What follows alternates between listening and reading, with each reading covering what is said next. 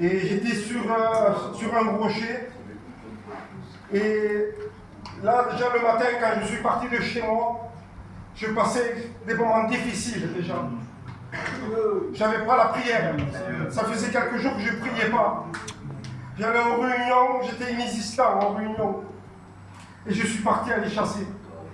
Et là, quand je monte sur ce caillou, la journée de chasse se passe. Et là, un accident est arrivé. J'ai tombé du rocher en arrière, j'ai tombé mal. Je me suis cassé 3 côtes et un poumon perforé. Et quand j'ai tombé en arrière et je voyais que le ciel comme ça. Et j'ai dit, Seigneur, pourquoi tu m'as permis que je tombe? Parce que je savais, quand j'ai tombé, je me suis fait vraiment mal. Et j'étais, à ce moment, avant que je tombe, j'étais au téléphone avec mon frère Tony, qui est chrétien aussi. Amen. Il a tout entendu par téléphone.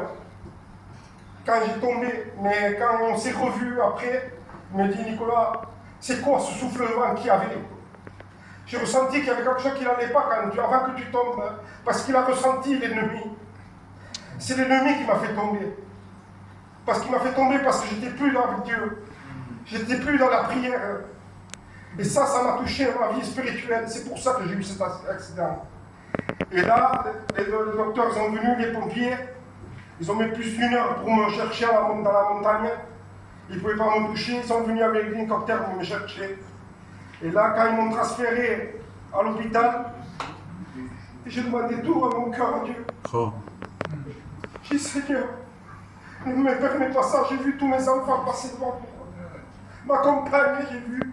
J'ai dit, Seigneur, c'est pas mon heure. Parce que je lui dis ça, j'avais très mal. J'arrivais plus à respirer.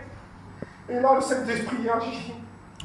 Je me suis mis à parler en langue. Dans l'hélicoptère, la femme me dit, arrêtez de donner de la morphine à cet homme, il est en train de délirer. Et là, j'ai eu un soupçon de reprise. Je dis, non, madame, je ne suis pas en train de délirer, je suis en train de parler. Et là, on m'a mis dans un box. On m'a fait tous les examens qu'on devait faire. Et là, j'ai entendu, on doit opérer cet homme. Cet homme, il a les 2 côtes à 3 cm dans la colonne vertébrale.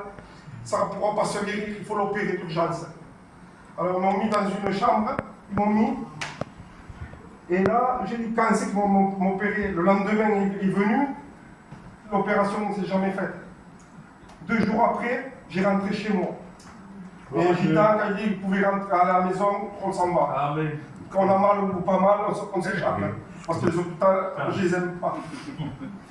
Et là, quand j'étais à la maison, avec tous mes frères, mon responsable Paul, m'ont fait des visites à la maison. Les frères sont venus prier tous les jours à la maison.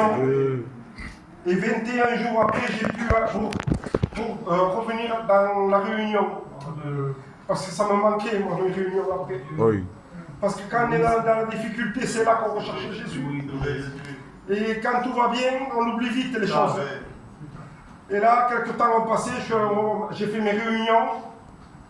Et là, l'ennemi est très méchant. Il y a un païen qui est venu me trouver. Il me dit, c'est ton Jésus ça? Où est ton Jésus? Regarde comment tu es.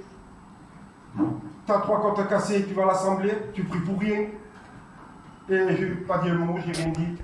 Et c'était ce jour-là quand j'allais, le même soir à la réunion. Et quelques jours après, j'ai amené mon fils à l'hôpital pour une visite.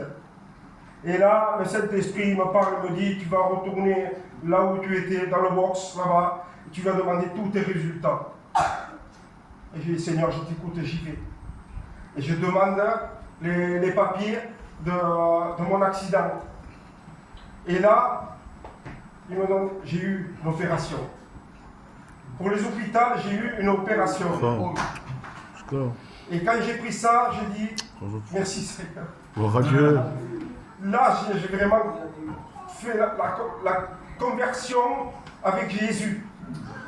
Et quelques jours ont passé, et là, ce païen, je suis allé le trouver, avec les papiers. Amen. Je lui ai dit, sans méchanceté, je suis pas méchant.